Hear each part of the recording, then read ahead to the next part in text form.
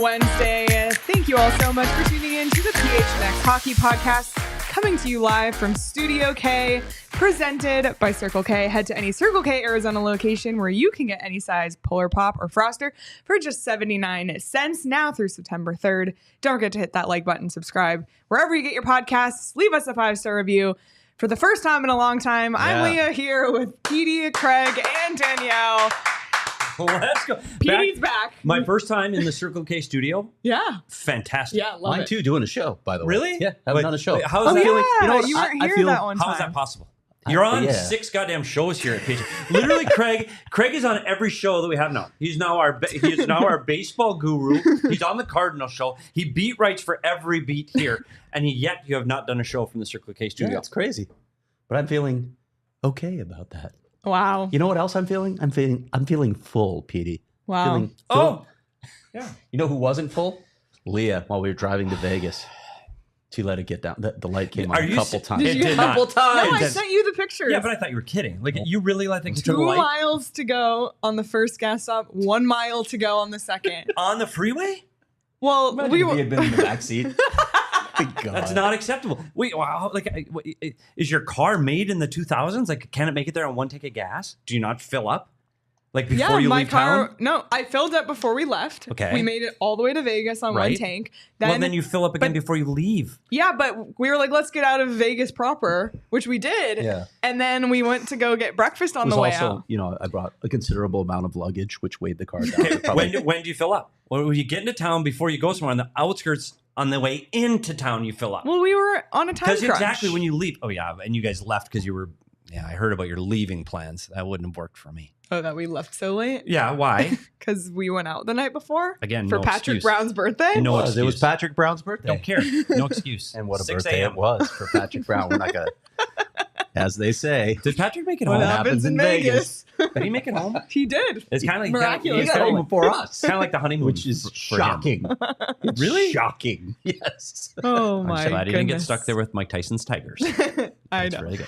Oh my goodness. All right. Well, it's been a long time since the three of us have been together. And it feels like a lot of time has passed since day one of NHL Free Agency.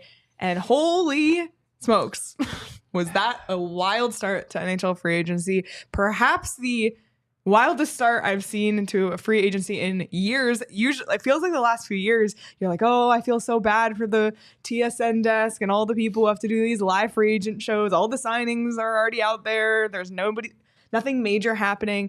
There were so many signings on day one of free agency. It was, I think, in the end, $1.12 billion given out in contracts, and more than 100 players changed teams just on Monday. That was almost as much as the Coyote sale price.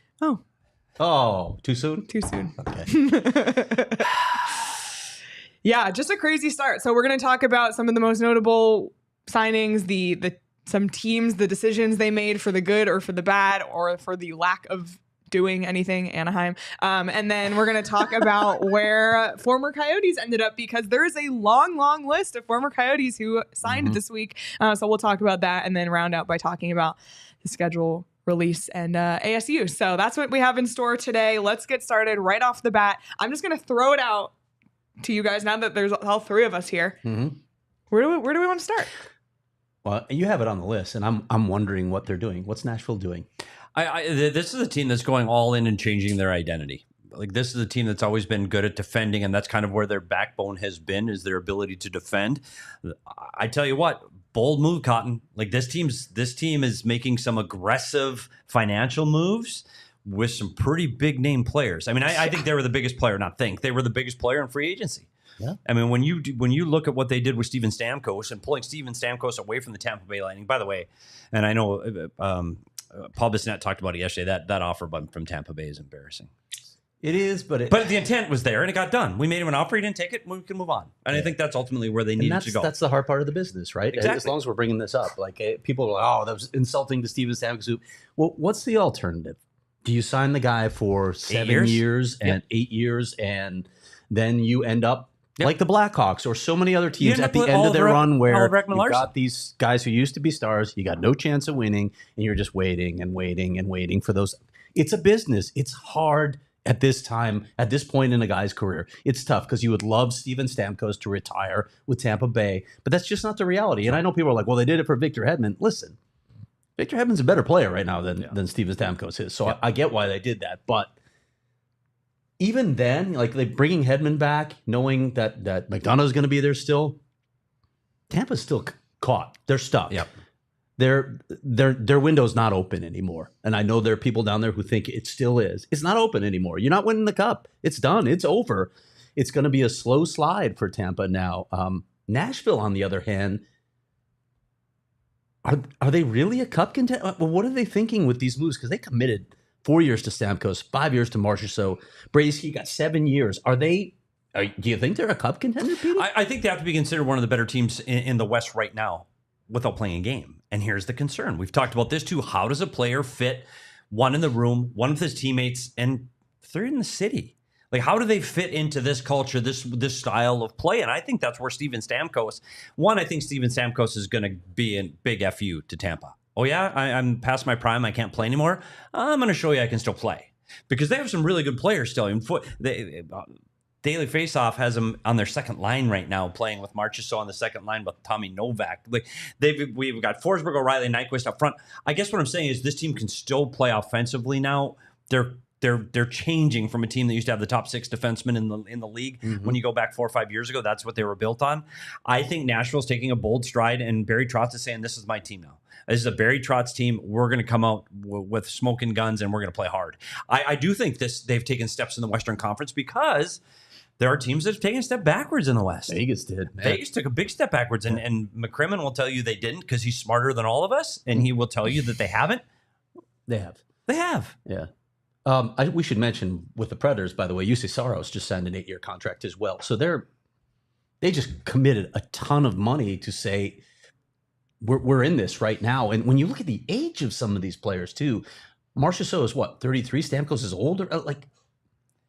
I don't know. And these are long-term contracts now. Yeah, so 3 years from now, we're going to be going, oh my God, Trotz, you're in trouble. Yeah, if they you're don't in cap trouble. You're old. You're slow. Like it's now, and then you'll worry about the future in the future. I think that's what Barry Trotz is saying right now. Yeah. Scotty Wedgewood, huge pickup because we know what Scotty Wedgewood. I think, kidding aside, I do like that because Wedgewood can win games as the backup goalie. Mm-hmm. I like this Nashville Predator team. I won't go as far as to say they're a threat in the West yet. But they made the most strides of any team in the Western Conference right now. And I think if you want to be in the same division as in the Central Division with Dallas and with Colorado, you have to do something bold like this. I'll go and say this. Sorry to everybody in Edmonton and all the oil men up at What Chaos. I don't think Edmonton's that good. I don't either. I don't think they're back. I don't think that, but back. They're not going to the finals again. Nope. They won't make the Western did resign Corey Perry, which is a lock for them to lose in the Stanley Cup final again. That is true. But I did think Nashville Predators have made more strides than any other team in the Western Conference to bolster their playoff chances right now. And I think that they are better.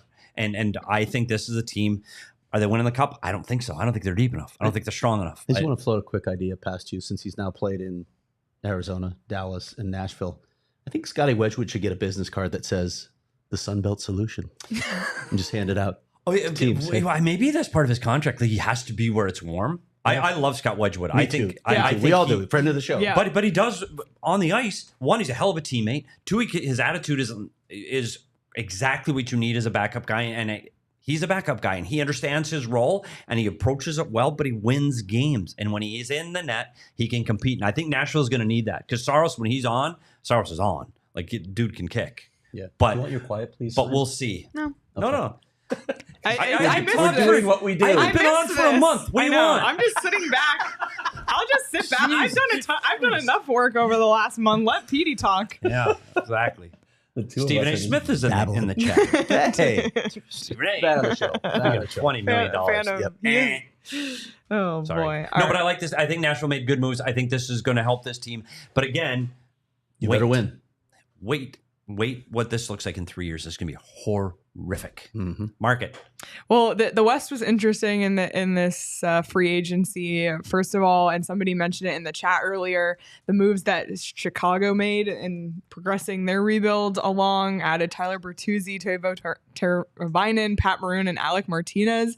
I was surprised by some of those names. Just felt like maybe 2 steps forward. Not sure. We can talk about that, but the big signing in the West, Brandon Mounter going to Seattle, 7 years, $50 million. Seattle was a team, Craig, that I know you said, what are they doing? I guess I don't understand the signing for Seattle because I still think of this as a long-term project for the Seattle Kraken. I don't think Brandon Mounter is going to be the guy that pushes them over the top immediately, and he's 30 years old. So when you get to the back half of Brandon Montour's contract, it's going to be a problem. It's going to be one of those contracts that, as Utah GM Bill Armstrong has said, weighs you down. He didn't say it specifically about Brandon Mounter, but we saw what Utah did in free agency. We know they were after Brandon Mounter, but they get Sean Durzi locked up. They go and get Mikhail Sergachev, and suddenly you're out of the market because you don't need to make a move like that. It hampers you. Free agency is the place where so many mistakes are made. But I think, Craig, in this instance too, it's like what's the shiniest toy out there right now? Yeah, that's what it felt like, right? Let's pay for the shiny toy. And the shiny toy right now is Brandon Mounter. I love Brandon Mounter. I think he's a two-way defenseman, wins a Stanley Cup because of his two-way play, can defend, can get back, and play the neutral zone. He's unbelievable offensively. He checks every box. He really does. On a defense with Vince Dunn, Adam Larson, Jamie Alexiak, he can only play 25 minutes at the most. Yeah. You got to put other guys out there. I don't think Seattle's ready for Brandon Mounter. Sorry. I think he's too old. And I think this is where GMs make a mistake. I'm not a GM, so I've never had to be put in these kind of situations. You want to get your fan base excited about players. I get it. Oh, we're all in on Brandon Mounter, just won a cup. This is great. But he's got to fit what you're trying to do for the future. And I'm not sure this fits. You saw Seattle beat Colorado 2 years ago in the playoffs. Big buzz about Seattle. Wow. How were they last year? 2 years ago, they had so many players on career seasons. Well, that doesn't happen every year. It didn't happen last year. I'm not sure Seattle's a playoff team. I'll say it here. Seattle's not a playoff team next year. They're not good enough to be a playoff team. So you're going to spend all that money on Brandon Mounter that you already said is 30 years old. I think it's important that you get that shiny new toy, but that shiny new toy has to fit to what you're doing for the future, unless you're trying to win the Stanley Cup within the next 12 months. And it's the term that's bothersome, right? Because, okay, if you had said, okay, we're going to bring this guy in and give us a push for 4 years, fine. 7 years? 7 years is a long time. That's when your prospects start, they're ready at that point. And you want push. And he's just, like you said. 37? Yeah, he'll be 37 years old, weighing you down. You might have to buy him out, or you have to give up draft picks to move his contract up. It's the next GM's problem. Yeah, it really is. Maybe, yeah. Yeah, maybe, although they like France, really like there a lot. But I'm just saying that the 7 year contracts to me are always bothersome. And I don't like to see any team signing that long of term. I just don't. I understand why they exist from an agent perspective, from a player perspective, because you're under team control for so long, right? It takes you so long to get to unrestricted free agency that and as we see with the prime of players now, you're almost out of your prime by the time you become a UFA in the NHL. In the next collective bargaining agreement, I haven't heard any talk about it. You try and shorten that window of control so that you have that earning potential when you're still in the prime of your career. Getting a 27 or 27-year-old player coming out of restricted free agency, what do you do with that? Do you commit to 7 years and oh my God, maybe the second half of that contract is really troublesome? It'll be interesting to see, Craig, because I think you're right. I think that benefits both the player and the organization if you make that UFA sooner. And you see so many of these back-end guys that trying to make their money after the fact. We've seen it since the cap came in. Exactly. You're making your money because of what you did, not because of what you're going to do. And I don't agree with that. And what happens is you end up buying guys out. Like Suter got bought out twice now. Suter stinks. Yeah. But how do you make that much money? Sorry, but all the Suter fans in Dallas. Watch the playoffs again. He stinks. He cost you the thing. But that's my opinion. I think he stinks the last 2 years. But the point is, you're paying people for what they did in the past, not for what they're going to do in the future. And I would love to see pro sports is going to be a really hot take people aren't going to like. I'd like to see pro sports 1 year contracts. Everybody, every sport, 1 year. Every year. Yep. Oh, you suck this year. You're not going to get paid as much. Good luck. Because you look at these other sports where they're paying 10, 20, 30, 40 million dollars a year and then they can just coast. Bullshit. You're going to play. You want to make $20 million? You better show up because next year we're doing this all over again. I know it's not realistic, but do what you're going to do. Get paid for what you're going to, not what you did. Okay, we can move on. Sorry. All right, let's talk about some of the other big signings. We talked about Tampa already. Speaking of 7 years, Jake Guentzel, after getting his negotiating rights traded to Tampa by the Hurricanes for a 2025 third-round pick, he signed a 7-year, $63 million deal with the Tampa Bay Lightning. He was among the other big names signed in free agency. Thought that was an interesting Tampa's got a lot of new players. They got JJ Moser, which we thought might be the future here in Arizona. We didn't know where he was going to end up, and he ends up in Tampa Bay as their bottom pair guy. Ryan McDonough's back, another guy that has had a lot of success. Again, where is he in his career? You're not replacing Sergachev with Ryan McDonough. And then up front, Zemgus Girgensons from Buffalo. Great name. Yeah, love Great name. And who else stayed up front? Cam Atkinson, another guy in the twilight of his career, and Jake Guentzel. So are those guys enough to get this team back to the pinnacle? In a word, no. No. Jake Guentzel also will be 30 years old. Like, that's killing me to know Jake Guentzel will be 30 years old when the next season starts. 7 years again. So another guy who's going to be on the back end. If Tampa had just let Steven Stamkos walk, they trade Sergachev, realizing his age is a little too high for where their future is. They get geeky. They get Moser. They're like, okay, you're riding out Hedman, but you're filling in the back end, the back half while you're doing it. So maybe this will be faster. But then they go and sign Jake Guentzel, and I'm like, Cam Atkinson. What are you doing? What are you doing? Your window has closed. It's so hard for GMs to come to terms with the fact that it's over. I've seen it over and over and over again in the NHL. Your window has closed. Yeah. You are no longer a cup contender. You really need to learn how to come to grips with that. Well, and like you said, you can still compete in the playoffs while filling from underneath. And at Cam Atkinson, is that all you want to do? Cam Atkinson's 35. Yeah. Is it okay? I guess, is it okay just to be a playoff team for a while? Like, oh, we're going to be a playoff team for a couple of years, and then the rebuild will start. If you're using those younger players to fill those spots, not older players to fill those spots. I don't think this is the way to do it. Yeah. I don't think Cam Atkinson at 35 is a way to fill a spot. But I don't know their prospect system. Do they have enough guys to move in? I don't know. Connor Geeky's now part of the prospect system. Probably a year away from the NHL, though. But how many more years? I mean, really, it's Vasilevsky was the key to everything for this team, and he had to keep this team in it early in this playoff season. Yep. And even to get to the playoffs, the Tampa Bay team, I love John Cooper. John Cooper's won cups there. This might be it. This might be the last season of John Cooper. People are going to hate to hear that. In the NHL? People are going to hate to hear that. I just think where they're at, and you look at their roster formation, I think there's going to be a concern in Tampa, and I think they're going to panic and go, oh, shit, we might not make the playoffs. Fire John Cooper? Yeah. Who will be swept up so quickly. Yeah. So quickly. He can do whatever he wants to do. Yep. Whether it gets into management and that's a path he wants to take, or if he wants to retire, he can do that too. Oh, anyway, I'd like to be able to do that. So anyway, but I think Tampa, they made some big moves, and the Guentzel move is a really big move. I don't know if that's enough to help this team over. You got to talk about people having career years again. Kucherov, Point, like they got to have careers. And now, without the Stamkos one-time threat off of that left circle, does their power play suffer? I don't know. I think that's going to take some learning for this team to come back together, because they've lost some of those big pieces that got them to the cup. A couple other signings. Someone earlier in the chat mentioned that the Bruins and Canucks just swapped players, basically. Bruins added Elias Lindholm and Nikita Zadorov. Jake DeBrusk went to Vancouver, so interesting there. And once again, a lot of 7-year deals handed out. So, but Boston's one that we said, and I'll make it quick, so I know we're trying to get through everybody, but Boston's a team that we said a year ago, oh, they're going to fall off. They're going to fall off. And then they don't. They still...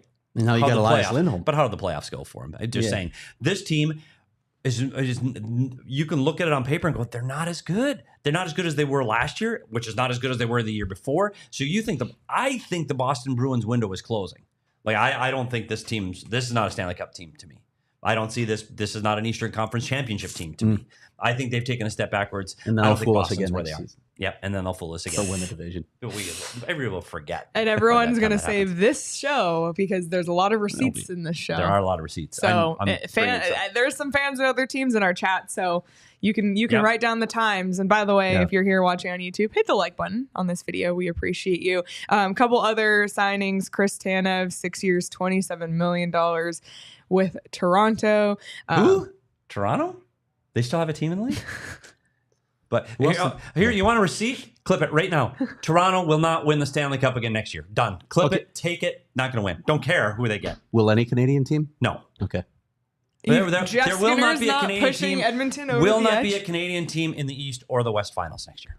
Wow. Will not make it to the Final Four. Sorry, how about Canada. that, Edmonton fans? Sorry. Will not make it to the Final Four next year. You heard it here. God, Clip it. I was supposed to be singing at some point, but it feels like it's lost. It is. We did. Maybe I Die Hard apologize. only. Maybe. You know what? I'll do a Die Hard only version of No Canada. There you go. I have a slightly new version. So. Okay, there you go. So if you want to become a diehard, you can hear Craig singing of No Canada. We did breeze over a team. Are we going to talk about that team again? Well, there's multiple Blackhawks fans in the chat team? right now. Yeah, let's Would you want to do it? Do we have ads to read? Whatever. Just vibe. So let's talk about Chicago. Okay. A year ago, they signed Taylor Hall. Are we familiar with a team that signed Taylor Hall where he didn't fit before? That would have been Arizona.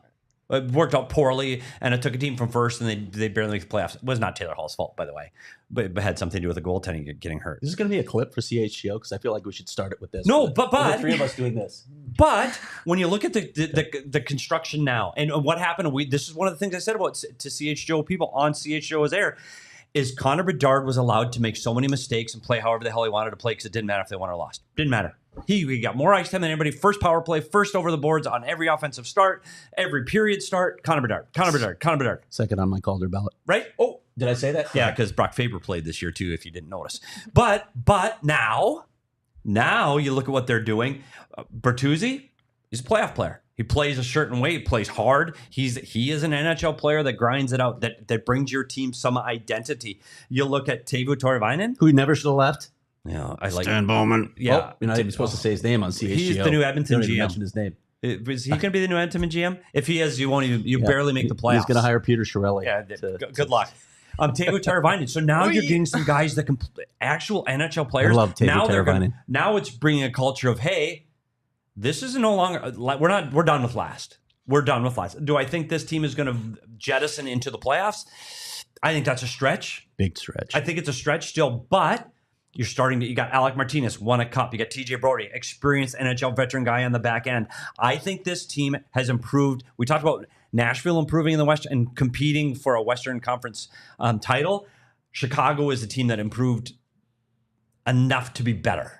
Is that a fair statement? Sure. Enough to be better. They're not a cup contender. They're not a playoff team. It's not a playoff team. You bring in Laurent Brossoit on the back end. I still don't like their goaltending. Mrazek's got to be out of his mind, and I don't think he can. This team is better, and they're bringing in NHL players to fill NHL roles. It's going to make Connor Bedard better, and this team has made strides in the right direction for the first time in a very, very long time. Yeah. Whose fault was that? Never mind. We're not supposed to say his name. Sorry, Jay. Those that we do not Mario, speak of. Greg, we saw y'all at the draft in Vegas, and I didn't see them because we know we're not supposed to mention his name. I want to talk about a couple notable re-signings as well. Patrick Kane back with Detroit for a year, $4 million. Sam Still Reinhart. can't get used to that, by the way. Which one? Patrick Kane. Patrick Kane back with Detroit. I love the memes of him collecting original 16s like they're the Infinity Stones. Sam Reinhart gets his big deal, 8 years, $69 million back with Florida. Jacob Slavin back with Carolina, 8 years, $51.69 million. And then, of course, Corey Perry back with Edmonton. So those were some of the notable signings. Were there any notable either re-signings or free agent signings, non-former Arizona Coyotes, that we didn't mention that you guys want to talk about before we move on? There are probably some that we're forgetting, but I don't want to talk about them. I mentioned UC Saros, and that was another key for Nashville, who they're clearly trying to do something. Yeah, I just want to say Jake DeBrusk. Okay. Because him going to Vancouver, they're trying to get that identity with JT Miller and Jake DeBrusk. I think he can be a Rick Tocchet kind of player, so I think he fits there. I still think the only way Vancouver continues to have the success they had, their goaltending has to be healthy, and he's got to be able to play in the playoffs. I mean, otherwise, I think Vancouver overshot this season as well. But I want to keep everybody thinking about free agency, and what Craig said at the beginning of the show is it's very overvalued. in free agency. There are so many teams right now thinking, oh, we got our guy. Half the league right now, we got our guy. We got our guy. Brandon Mounter, he's the guy that's going to make our difference. Guentzel is going to be the guy that pushes us back into the cup. Just want to tell everybody, probably not. And here's the challenge. Go back and Google 2018 free agent frenzy, 2019 free agent frenzy, and look at the big names and see how they did with that team. And it's so rare that those free agents are the guys that get your team over the hump. It's so rare. It's so hard to get there in this league. It's so hard to win it all, that this is a day that everybody goes, oh, we did it. We're so much better. We've said it here in Arizona 3 times. Oh, what a great free agent class. They're doing better. They got some, we said it last year. Oh, they got better this year. It's not just all retreads. They got better. And then they don't. So temper your excitement or your disappointment or your frustration, because you don't know on any team who's that guy next year. Who's going to be that star this year that, oh my gosh, this guy is having a year. You don't know. You don't know who's going to be the guy that gets your team over the hump. I know we got to read some ads, but we're going to talk about former Coyotes signing with other teams on the other side of these ads. I keep looking at the screen and I see Petey right in front of the PHNX flag, and I feel like we should have an anthem playing while he's. I'm kind of thinking, it feels very presidential. Before we do read ads, I've been thinking it's very. Petey, I feel political. like you're a better option than any of the options we have for president. I was thinking the exact same thing. Yeah, it's very political with me in front of it. It looks like I'm like, if I wear a tie, I could be important. I can do this. Get an anthem. I can bring people together. What is it they do with a thumb? I bring people together. I can bring people together. Petey did bring donuts to the office today as an offering, because I've been gone. I think I can do this. Buying votes. Vote Petey. Vote Petey. That we should just start a campaign for no real. Yeah. Oh, you should run against Derek for mayor of PHNX. I'm loving this. There this is supplemental there content right here. There might be mutiny if I did that. Oh, you got to. You have to. Did you see that he let the Coyotes relocate under his rule? He did, and if you haven't seen that video, he might cry. hilarious. I mean, there's got to be term limits, right? I mean, it's been almost by the 4 way, years. self-declared mayor for a very long time here. Self-appointed. Yeah. Wow. All right. Watch out, Derek. Watch out. All right. Well, we're going to talk about all of the former Coyotes and where they ended up. But first, we already talked about me letting my gas tank get really low. Luckily for me, there were Circle K's all over on the drive. Stopped at them both times and saved money on gas because I saved 3 cents per gallon as a member of the Inner Circle. Craig was on snacks. He got us some snacks. And if you're part of the Inner Circle, you can click the little offers tab to see all your offers, such as the Polar Popper Froster. That's just 79 cents now through September 3rd. As I already mentioned, it's super easy to join the Inner Circle. You join it for free by downloading the Circle K app, which is a very aesthetically pleasing app. And when you're at the pump, you just type in your phone number. It knows who you are. It applies your discounts for you. It's just that easy. Terms and conditions apply at participating locations. Visit CircleK.com for details. We also we didn't have time to stop at Craig's Vault at Desert Financial, sadly, unfortunately. But I know you stopped there on the way because you needed to get us the snack money, which is why I weighed the car down with all my gold bars. You know, it happens. We were going to Vegas. Mm-hmm. You need some money. You need some cash on hand when you're hitting the casinos. Desert Financial Credit Union has been around for more than 84 years, serving the community, whether it's checkings and savings account, mortgages, loans, credit card, investment options, and more. Plus, if you're a Cardinals fan or a Sun Devils fan, you can get personalized debit cards like this one you see on the screen. And when you open a free checking account online, get $200 in bonuses. Who couldn't use a bonus $200? I mean, I think we all would love that right now. So you can get started by visiting desertfinancial.com/200. All right, former Coyotes, and there is a whole long list of them, and we'll start with the recent Stanley Cup winner, Oliver Ekman-Larsson, who is back in Canada, back with Brad Treliving and Shane Doan, signs a 4-year, $14 million deal in Toronto. Yeah. I love OEL. I'm going to write a story on OEL. I'm going to catch it. I love this whole story. I'm not sure OEL is worth $4 million at this point in his career, Petey.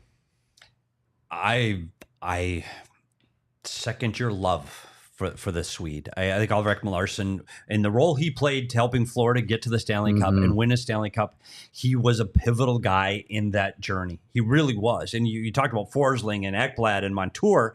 Oliver Ekman-Larsson stepped up and played some huge minutes when the wheels started to fall off in 4, 5, 6. At the end, yeah. So you look at a guy that played.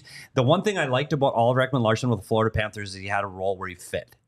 He wasn't the captain. He wasn't the 25-minute guy. He was just another one of your defensemen. And I think that's why he succeeded where he did not in Vancouver. I didn't think he had the burden of that huge salary. I don't know if he fits in Toronto. Yeah. And I look at their defensive core. It's not $4 million a year. Sorry, I misspoke there. It's three something. Yeah, it's just over probably 3. Is okay for where he is. The way the NHL is now, Craig, if you're a second pair defenseman, and you're $3 to $4 million is what you make. Yeah. So I think Oliver. It's interesting to me because I had an opportunity to talk to Oliver when we were at the Stanley Cup Finals, and he loved Florida. He loved it. He loved the city. He loved the coaches. He wanted to stay. Loved his role and his teammates. I don't know. It always comes down to this. Players always say it's not about the money. Sometimes it's about the money. And listen, he gets to go back and be with Brad Treliving and Shane Doan, right? So, and this is a team there's a comfort there. If you succeed in Toronto, they'll love you. You've made your hockey history cemented. He won a cup in Florida, and no offense to Florida, like it's Florida. You win a Stanley Cup or compete very far in Toronto, buddy, your hockey immortality. I just don't know Morgan Riley, Chris Tanev, Timothy Liljegren, Jake McCabe. I that's not Montour, Ekblad. It's not. Like Toronto Maple Leafs aren't built on defense, although they should be, Brad. You should build this team on defense because that's what wins championships, apparently. I love it for Oliver. Glad for Oliver. Won his cup, going to a team that unfortunately can't hide anymore again. You're a guy again on the Toronto Maple Leafs, and you're gonna every move, every shift is gonna be critiqued because it's Toronto. Yep. It wasn't in Florida, so it's a different market again. I still think he has something to offer. I still think he's a good defenseman. I still think he can play in this league, and I still think he's a piece. He's better than what Toronto had, and they're moving in the right direction. So congratulations to Oliver Ekman-Larsson on the cup and in the signing to Toronto. Look at Nathan and Rudo. Rudo, hi friends, who had the best free agency? We'll answer that question after this discussion. I think we can ruminate on it as the... Ruminate. How was Colorado's? Yeah. I didn't really see much that they did, to be honest. There's your answer. All right, couple other former Yotes. Matt Dumba, 2 years, $5.5 million in Dallas. And Ilya Lyubushkin, 3 years, $9.75 million in Dallas. I tell you what, if for all those parents right now that have kids that are learning how to play hockey, put them in, give them a right-handed stick. Yeah. Just do it. Give them a right-handed stick because if you can play defense on the right side, you can play in the National Hockey League. There you go. That's it. End of story. That was it. Sorry, right. Go ahead. That was it. Josh Brown, 3 years, $3 million in Edmonton for all you oil men out there. Okay. Jason Zucker, another 1 year, $5 million, this time in Buffalo. $5 million for Jason Zucker. Jason Zucker. $5 million for Jason Zucker. Yeah. Wow. Crazy. Another good role piece that helps a team. $5 million? By the way, I'm going to say this that I hate. Oh, you can't win with that guy. I fucking hate that. What do you mean you can't win with that guy? You get 23 guys on a roster, 20 to play. You can win with anybody as long as they're slotted in the right spot. So don't say a guy can't win with a guy. I think Jason Zucker is a guy that can play on a really good team in a lower role, and I think he can play higher up on a bad team. Jason Zucker fits in so many different slots. I like Jason Zucker. $5 million bucks? Boy, howdy. Anthony Duclair, 4 years, $14 million with the Islanders. We mentioned Scott Wedgewood. Is that like Duclair's 17th NHL team? Yeah. Okay. Oh my God. Again, we talk about fit. That's a team. The Islanders. I never really understood what that team was, and they're boring as hell to watch. At least Anthony Duclair is exciting, and part of the things that Duke does is he doesn't know how to play defensive zone coverage, so he makes it exciting whenever he's on the ice. He's fast as hell and he can't defend. Shit's gonna happen when he's on the ice. Sorry, Duke, he knows it. But so when he's on the ice, exciting stuff's gonna happen. They need exciting stuff on the island. They do. So welcome the Duke to the island. That's hilarious. We mentioned Scott Wedgewood already going to Nashville, 2 years, $3 million. Shayne Gostisbehere back to Carolina, 3 years, $9.6 million for him. Remaking his career. Yeah. And then Vinny Hinostroza, 2 years, $1.55 million in Nashville also. Wow. There's a lot of Coyote reunions. He's literally around not on the their league. line roster right now. I love Vinny, but I don't know where he fits. But wait, there's more. There is? There's re-signings as well. Max Domi signed 4 years, $15 million back in They Toronto. think he's a big piece in Toronto. They do, and when you talk to Brad and Shane Doan, they really like Max Domi, and they think he's a key to that grit that they're going to need to get them through a playoff run. I said they. I didn't say me. CWP declare about to be a puck doku cheat code. So true. That's awesome. CWP, one of the OG diehards. Oh my goodness. Today. Troy Stetcher back with the Oilers in Edmonton. So you got Stetcher and Josh Brown reunited. I wonder what Stetcher's role would have been if he were healthy in the cup run. Yeah. I don't know. Would he have slotted in or not? I don't know. Great guy, great interview. And Jordan Martinook. Marty Martinook. 3 years at $9.15 million. Did you mention Travis Boyd? Travis Boyd. So happy for him. 1 From year, Minnesota. $775K Going back in home. Minnesota. The one thing about Minnesota is it's like a big magnet to everybody that's from there. In the hockey world. Okay, glad you qualified that by saying to everybody that's from there. No. To the hockey people, you have to play there. It's like a rite of passage. You have to. You're coming back. You're going to play for us. Zach Parise, you're going to play for us at one point or another. You're coming back. So I'm happy for Travis Boyd that he found a landing spot. Yeah, he's going to have tough. to earn it, though. Yeah. He's going to have to earn it. Tore his pectoral muscle, tried to come back, wanted to come back, just didn't work out. I'm happy for him that he got It's a another two-way contract. deal, though. Yeah, I know. And yeah, it's a guy. Listen, you take what you can take, and he's a guy who earned a place here. He did some good things here when he was here. So. And I think he's a guy that can be, again, a guy that can go up and down the lineup. And I'm not sure how Minnesota's going to slot out here, but by the time training camp wraps around, but Iowa, Des Moines, a couple hours down the 35, and he can be an amazing leader down there. Like that, I hope he's on the big club and he helps this team get back into the playoffs. But the worst case from the Minnesota Wild perspective is you got a guy that's a leader that can help teach guys the right way and how to prepare as an NHL pro down in Des Moines. We even mentioned like the minor league guys. Like I don't know. Oh my God, there were so many. Joseph and Dakota Mermis, Mermis. Cam Crotty. There were like name. so many names. Why did my mom name me Dakota? Like I wanted. That's cool. Yeah. Dakota. I mean, you could change your name. I can. That's a thing. Yeah. Okay. Maybe I'll be Dakota. I like that. Oh my goodness. Well, so now that we've kind of talked generally about free agency, and we're not the type of show that's going to give out grades or say this team won or lost, because I don't do you grades. can't say that. But those come later. How about this? Who do you think made the biggest impact for their team? Who were you surprised by, either for their moves or lack of moves? Can I wrap them all into one there? Go Because for it's it. Nashville. Yeah. I didn't know. I thought Nashville was going to slide into rebuild. I really did. And instead, they're reloading for the immediate future, saying, we're going for it all right now. I still don't think Nashville's good enough to win a cup. But they could be a really good team for a couple seasons here before it's time to pay the piper. So I'm surprised at what they did. And I thought they were probably the biggest player in free agency. I think the surprise for me, and I agree, so I'll say that first off, I'm surprised at how many teams that are approaching windows closing that didn't do enough. The Pittsburgh Penguins didn't do enough. We talked to Rudo, the Colorado Avalanche didn't do enough. And by the way, Rudo, I don't know if you checked your depth chart, but Georgiev is still your starting goal. So somebody said. The biggest thing for them is where does Gabe Landeskog fit? So if Landeskog, and I'm sorry, I don't know where he's at in his health journey, but if Landeskog's healthy enough to return to this team to the start of next year, he might be the biggest free agent signing. And Landeskog coming back, that team changes and alters their chemistry in Colorado and again makes them relevant. Without that return, they're the same team. So I think there's so many teams, and Boston doesn't do enough. I don't think Toronto never do enough because again they didn't address their goaltending, and there's so many teams that didn't get far enough in the playoffs because they had bad goaltending. How many years is why? Yeah, and Rudo's right. There's too many teams coming up cap hell, and another team that I think took a step backwards was the Vegas Golden Knights. Yes, and that's a team that I thought, wow, I thought Vegas could have won the West last year if they could have played together longer because they had too many pieces that didn't play until they played the first game of playoffs against Dallas. If they get by Dallas, sorry Edmonton, they win the West. I firmly believe they roll Edmonton just because of the way that team is built. They didn't have their chemistry. They didn't play together. Hurdle hadn't played a game with them yet. Stone hadn't played a game with them yet, and they just didn't click at the right time.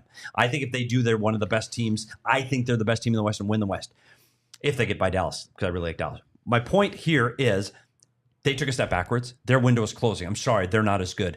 Seattle's not as good. I'm not sure who in the West is if Colorado might be, and I'm this Landis guy. He's got to come back. If they're not, they don't. Yeah. I agree. Like the West, I look at right now and I'm like, who? I don't know. And so is it by default Edmonton again? So to your point, Leah, I don't know if enough teams made a big splash. We have to say it because the team that formerly known as the Arizona Coyotes, they have some pickups. They made some improvements. I think they're a better team again, but they're not a team that's going to compete for a playoff spot. No, and Bill was honest about that. He was honest about that, where he's just like, I don't know that you see many teams in year 4 coming out of the rebuild that make the playoffs. Yep. He told all the Utah media there, and it's like the cynics are like, oh, he's just protecting himself. He's extending his state. No, he's being honest. Look at the numbers. Look at history. He's right. Yep, I agree. So Matt Murray signing a 1-year deal with Toronto is not the solution to the goaltending woes. Did that happen? Yeah. I don't pay attention to this. You have to scroll the endless TSN trade tracker to find Matt Murray? But it's there. Again, we're not done with him yet. Can you say boy howdy again? Because I feel like we're not done with him yet. Fits right here. Like he's the guy. I thought we were done with him. I really did. No offense to Matt Murray. He won a cup. Yeah. A while ago. I don't know. Is that the answer? No. Like I'll play Wool over him. Wow. Yeah, it was interesting. It felt like there were some teams that did everything, and then there were some teams that did nothing, and there was really nowhere in between. Maybe the in-betweens would be a bunch of teams doing a lot of like depth signings, which you have to do at this stage. A lot of signings of guys who are probably going to be on your AHL club. That's just standard for this time of year. But I just have to say, like, from a day 1, July 1st standpoint, it was one of the most active free agencies that I can ever remember. Yeah, I agree with that. It was fascinating. Utah was one of those teams that just filled in the cracks, by the way. They didn't go crazy in free agency, which is smart. And Bill had a really all-time quote at the draft as well. He said, I want to break my phone on day 1 and then pick it up again on day 2. And that's when the good decisions will be made. I don't want to make any bad decisions on day 1. So we can revisit. But you look at what they did. Like, I know some people are criticizing Ian Cole but it's 1 year. It's 1 year. He's a stopgap. Ian Cole's a better Josh Brown. Yeah. That doesn't fight as much. Yeah. Do you, again, it's a 1-year deal. You need an NHL guy that can eat 18 to 20 minutes a game. Yep. Ian Cole. That's fine. One That's before. Fine. And you know why? Bring guys along. Here's my guess. After getting the temperature, and I'm going to tweet something later for what he did today, Simachev's blowing them away at development camp. He's just blowing them away. I think he's going to be in the NHL next year. Wow. All of a sudden, the Utah defense, after us lamenting about the Coyotes defense for 3 years, all of a sudden Utah might have their defense together. Roaring Fork sends a super chat and asks, who's better next year, Chicago or Utah? I say Utah. I say Utah too. This season? Yeah. And I say Utah too. I don't know, on paper, the moves that Chicago made were better, and they're a much better hockey team. I think that's going to be a very slow start. I think that's going to take that's a lot of new pieces. And when you throw that many pieces together, it's hard. It's hard to learn the system. It's hard to learn your teammates. It's not an easy start. As a matter of fact, I think Chicago might be in for a real rough start. I think they will get better as the season progresses, but I still think Utah is going to finish higher in the standings than the Chicago Blackhawks. Well, there you go. There's your answer. And neither one of them is teasing the playoffs. Yep. I think so too. Well, Petey, I'm glad to have you back. You're wearing your deactivated fan shirt, which I love. Saw multiple deactivated fan shirts in Las Vegas, which was really cool. Heard a lot of Coyotes voices in the stands. We definitely too. did. DEBR isn't like my Vegas take or my Well, you can keep the receipts, DEBR. Yeah, we'll see. We'll see who's right at the end. I like Tampa. I just don't think Petey will admit when he's wrong. I think Well, they're a good team. They're a playoff team. They're a playoff team. They're just not going to return to the cup. And Vegas, I think, took a step backwards. Yeah, I agree with that. But here's this. Vegas might have taken a step backward, but get farther in the playoffs. Interesting. Because of the matchup? Because of the matchup and where they were in the season. Listen, that's why Edmonton got. But who's their goalie? Right? Aiden Hill. And Aiden Hill, because Logan Thompson, he go.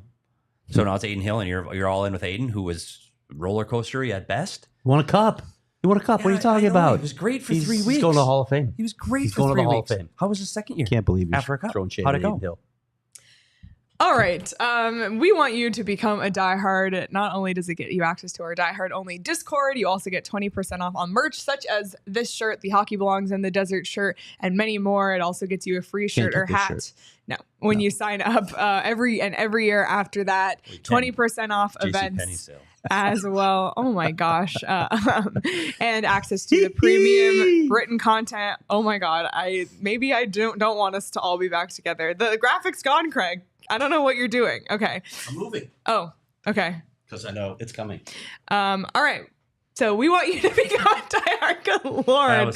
Please become a diehard today. We want you to join the family. Before we move on to our last thing, I do want to acknowledge this piece of news from this morning that was really exciting to me about the Seattle Kraken, who have hired Jessica Campbell as an assistant coach, making her the first woman in NHL history to be behind the bench. I know she's been involved in the organization. I know there's women involved in multiple organizations, but it is very, very, very, very cool to see a woman on the bench. And I think that more NHL teams should be looking in this direction. We talk about the coaching carousel and the repetitive faces. Let's get more women involved. There's no reason why they can't be involved in more NHL hockey staffs like this. Mm-hmm. So great news and great for representation in the game as well. So wanted to acknowledge that. All right. Well, the NHL schedule was released yesterday. And I have to say, we talk about these marquee things that kind of are stab wounds over and over. The NHL draft was one. Free agency was one. Yeah. The schedule release was another. And it was very painful to not have a Coyote schedule. For me, at least. Wait, but beyond that, because I agree. Because we've talked about how I'm just struggling to find my way now that this team has uprooted us and changed all of our lives. Not only does the schedule come out, what team is opening night national TV? Against Chicago. Mm-hmm. Of course it's Utah, because that's how it is. Yeah, because if the team stayed, Arizona's going to be on that slate of opening day matchups, right? No friggin' chance, awkward. Arizona. But now, because I got pretty blue jerseys, we're going to put them on. We're putting them on prime time. This is what annoys me. Like, we were covering the Coyotes day in and day out for years. Like, they got one ESPN game last year against San Jose. They had another one scheduled against Columbus that ESPN canceled. Which they probably regret, because I think it ended up being Josh Stone's debut. Sorry, ESPN. But like, just beg, you just want them to finally get the recognition. Then they go to Utah out of this market, and all of a sudden, all eyes on Utah. And it's like, oh, well, happy for the individual players, happy for the management, the staff, all of that. But come on. It's the same team. Come on. Same staff, same people. And all of a sudden, it is? Well, a lot of the same. I thought the team was still here. Take off the Kachina jersey, put on a blue jersey that's it. Is that the change? Is it the weather? Like, what's the difference? It's so frustrating. Now they're a big deal. We'll see. We'll see, though. And all kidding aside, because we do have a lot of connections still with that Utah franchise, and there's a lot of good players. I do think they're a step better than they were a season ago. I completely agree with all of those things. I think time will tell, though, that the people are going to go, oh, okay, not quite a playoff team yet. Your thoughts while we got you here on the Sergachev acquisition? See, I like Mikhail Sergachev as a player, but again, you have to go, where does that player fit and how are they slotted on their team? He was a piece of one of the best teams in the Eastern Conference for years. He was second fiddle behind Hedman. Yeah, perennial Norris Trophy candidate. Yep. Yeah. And so you play a different role because you have a different role thrown and thrust upon you, so you play differently. Here, there is no doubt. He is the Utah Hockey Club's #1 defenseman, period. He's 26 years old, so he's still young and he still grow with that. Really coming into his prime as an NHL defenseman. I think that's when they come into their prime. And one of the things that I think the Utah Hockey Club really wants is they want a defenseman that can skate. He could skate. And if you can skate, I think you can play for Andre Tournier. So I do like that part of it. But I also want to temper people's enthusiasm because he's just in Tampa. He's one piece of a very good hockey club and one piece of a very solid defensive core. It's a different defense he's playing on now in a defensive system that's much different than what he played in Tampa Bay. Where we talk about defensive zone systems, you watch Tampa got away from that man-on-man. Tampa protected the house. Tampa's defense played in front of the net and played a different style where defensemen played from the hash marks down. That's not the way Andre Tourigny plays. So Sergachev's going to have more free reign in the defensive zone. What does that do to his defensive numbers? We'll see. I like Sergachev. I do get concerned again. We talk about term and we talk about money. Does this handcuff them when they're ready to win? Or is he the big piece that helps them win? Is to be determined. They think he's the latter, obviously. And they're looking at, like I talked to Bill Armstrong about last season where a lot of people, and he was hurt too. He had 2 injuries. Yeah. So it's really horrific injuries. Yeah. It's really hard to judge a player on that. The season before, he had 64 points. Yeah. 64 points. 64 points is more points than any defenseman ever put up in a Coyotes uniform, to put that in perspective. And I wrote this as well. They think he's close to that guy, and they absolutely think that he's coming into his prime and ready to take that next step. We'll see. Yeah, the one thing I do like about it is his age. If he was 29 or 30, I'd be much more concerned. He's 26. Yep. And you got Sean Durzi's 25. And so this defensive core, I wasn't right, me personally, I wasn't ready to give up on JJ Moser. I don't work for the team. Like, I don't know what J.J. Moser's ceiling is going to be yet. We saw him 2 years ago. I thought he was going upwards. Last year, I thought he leveled off much lower than where I thought his bar was going to end up.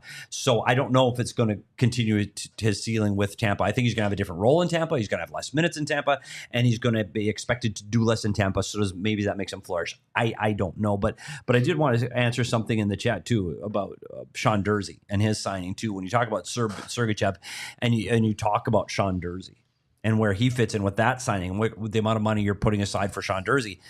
And I know there's been some speculation, is that an overpayment for a guy?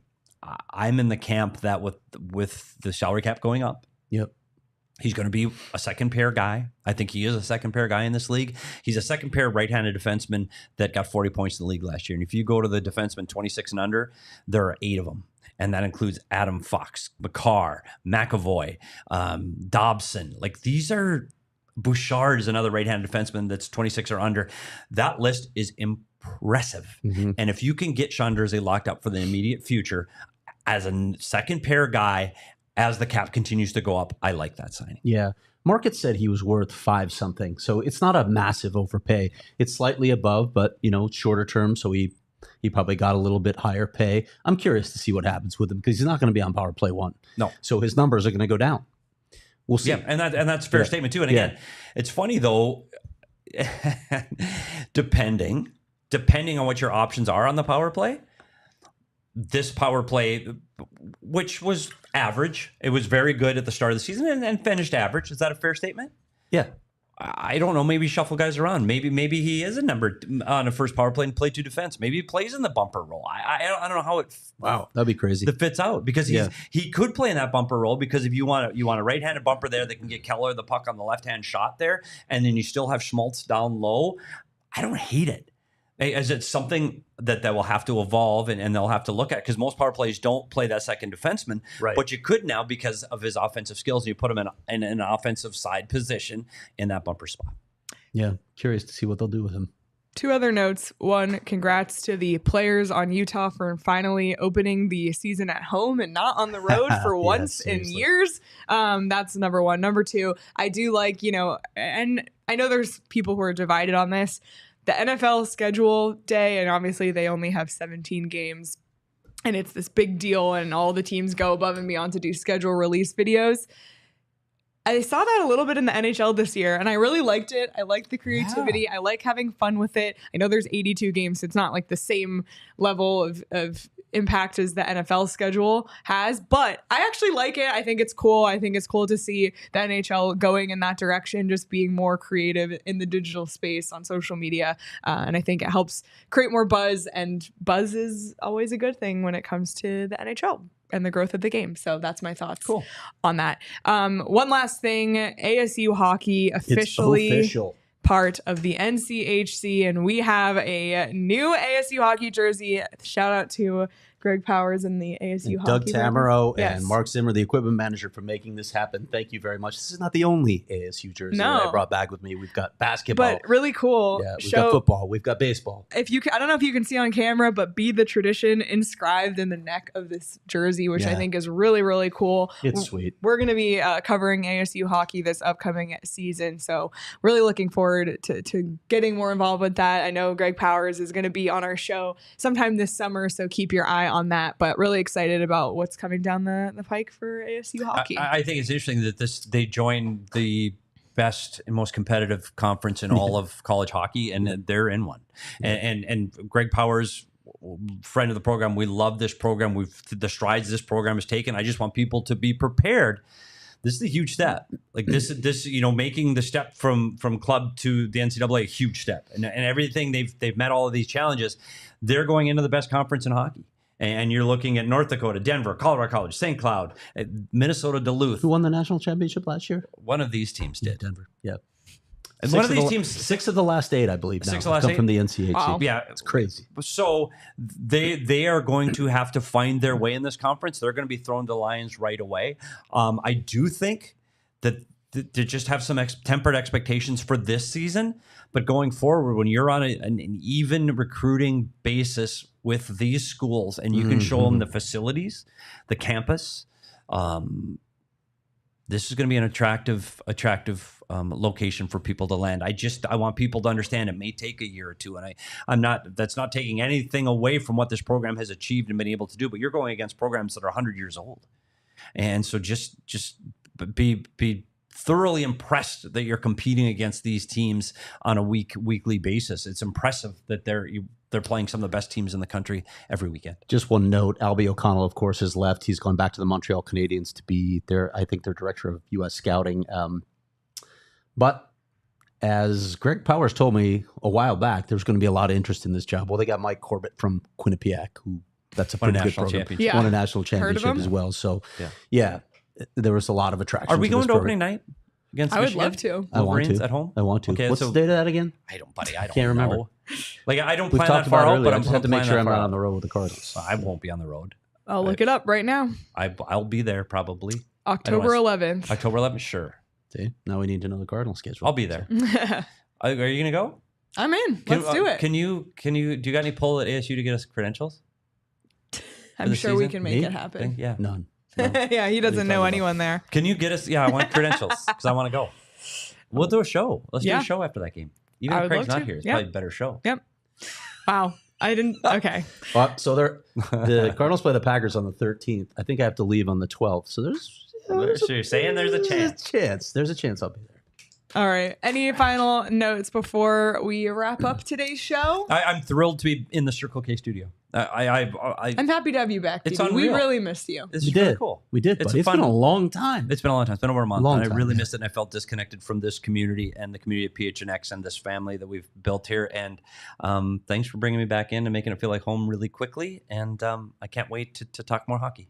Yeah. And by the way, thanks, Craig, for filling in for basically a full month, breaking all sorts of news. But don't expect to see Craig on as much because Cardinals is heating Training up camp here. starts on the 23rd of this month. So Craig will go back to being an occasional appearer on this show, especially when I'm out of town later Call in me the a summer. guest. Yes, a guest. So back to me and Petey. You're like Joan Rivers on Johnny Carson. Like you're not a guest. Like you're part of it. I love that reference too. Yeah. But the half the people are like, who? But Ooh, I know, but you got it. I even hear the that was voice. Appropriate. I can hear her voice. But that was appropriate. Right? Yeah. She was mad when she didn't get that gig, by the way. Yeah.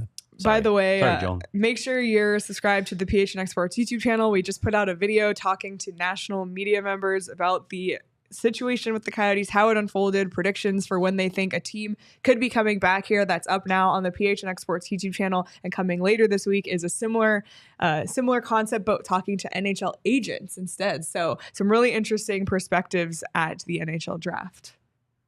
Sign off. I'm throwing something right before the close. Yeah, So I got a plan. Okay. All right. Okay. Anywho, so check that out and make sure you're subscribed wherever you get your podcast. We'll have an audio only show dropping later in the week. And we have weekly audio only shows. So make sure you're subscribed wherever you get your podcast. If you're listening on audio right now, please hit the 5-star button, leave us a review. If you're watching on YouTube, hit the thumbs up on this video. We sincerely appreciate it. Really happy you're back, Petey. Felt good to have us all together one last time for a while. You can follow us on Twitter at SPetersHockey, at Leah Merrill, at Craig S. Morgan, at Abrica Danielle. Follow the show on Twitter at PHNX_hockey. Do I need to do anything? Or Nope. just okay? Except for vote Petey. Oh yeah. Enjoy the rest of your week, everyone. Happy 4th of July and vote Petey. We all silly like the mayor.